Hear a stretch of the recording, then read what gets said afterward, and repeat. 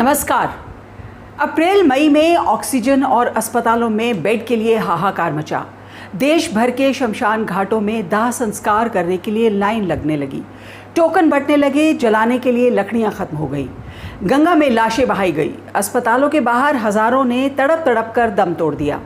उस वक्त अमित शाह की तरफ से कोई ट्वीट या कोई बयान नहीं आया। कोरोना सुनामी पर चुप रहे। उस समय बंगाल चुनाव में व्यस्त थे और रोज लाखों की भीड़ जुटाकर रैलियां कर रहे थे। जनता को आत्मनिर्भर बना दिया। लोग एक दूसरे की मदद कर रहे थे। कोई किसी के लिए बेड जुटा रहा था तो कोई ऑक्सीजन सिलेंडर।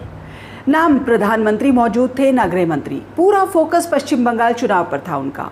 और अब जब कोरोना के केसेस कम होने लगे हैं, लोग वैक्सीन के लिए भटक रहे हैं। राज्यों में वैक्सीनेशन सेंटर्स बंद हो रहे हैं। 18 से 44 साल के लोगों के लिए वैक्सीन उपलब्ध नहीं है। कोविन ऐप पर स्लॉट नहीं मिल रहे। राज्य सरकारें केंद्र को वैक्सीन दिलवाने के लिए पत्र लिख रहे हैं। सुप्रीम कोर्ट का भी वैक्सीनेशन पर सरकार की तरफ कड़ा रुख है। सरकार से वैक्सीनेशन पॉलिसी पर पूरा ब्यौरा मांगा है सुप्रीम कोर्ट ने। और इन सब बातों के बाद ऐसा बयान आता है कि सरकार ने कोरोना पर काबू पा लिया है। कल अमित शाह का ऐसा बयान आया जिसे देखकर लगा कि क्या बयान देते हुए इन्हें बिल्कुल आत्मग्लानि नहीं हुई। दरअसल अमित शाह ने कल गुजरात के अलग अलग हिस्सों में सरकारी अस्पतालों में लगाए गए 9 चिकित्सा ऑक्सीजन प्लांट्स का ऑनलाइन उद्घाटन किया। इसी मौके पर अमित शाह ने कहा कि कोरोना की दूसरी लहर पर बहुत कम समय में मोदी सरकार ने काबू पा लिया है।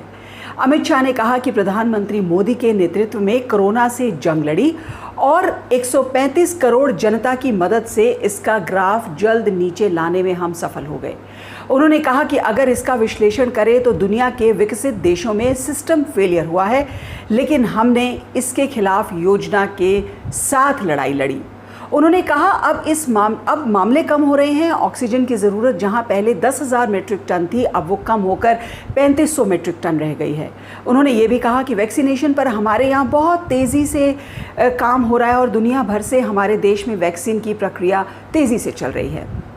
आपको अगर याद हो तो पिछली वेव के बाद प्रधानमंत्री मोदी ने भी कोरोना पर जीत का ऐलान बहुत जल्द कर दिया था। जनता आश्वस्त हो गई थी कि कोरोना खत्म हो गया, जनजीवन नॉर्मल हो गया था। और अब दूसरी वेव के दौरान विदेशी मीडिया के साथ साथ सोशल मीडिया पर मोदी सरकार के सिस्टम फेलियर के चर्चे थे। हेल्थ सिस्टम पूरा कोलैप्स हो चुका है। अस्पतालों के बाहर लोग ऑक्सीजन के लिए करहा रहे थे।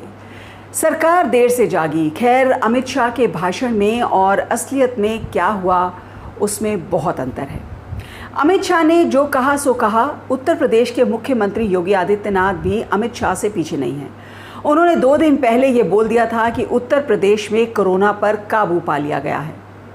अब राज्य में किसी चीज़ की कोई कमी नहीं है। योगी आदित्यनाथ के कोविड मैनेजमेंट की सच्चाई पहले ही हम आपको अपने एक वीडियो में बता चुके हैं। पंचायत चुनावों में ड्यूटी करते हुए 16 से ज़्यादा शिक्षा से जुड़े कर्मचारियों की मौत पर सरकार चुप रही। इलाहाबाद हाई कोर्ट ने सरकार को कई बार कोरोना पर ठीक से काम करने के निर्देश दिए। गंगा में बहती लाशों ने भी योगी सरकार के कोरोना मैनेजमेंट की पोल खोलकर रख दी। गांव में कोरोना टेस्टिंग ना के बराबर है और वहां के हेल्थ सिस्टम के बारे में भी लगातार सोशल मीडिया में लोग लिखते रहते हैं।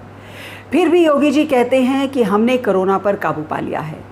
अगर काबू पा लिया है तो फिर क्यों योगी जी की इमेज सुधारने के लिए बीजेपी संगठन मंथन कर रहा है?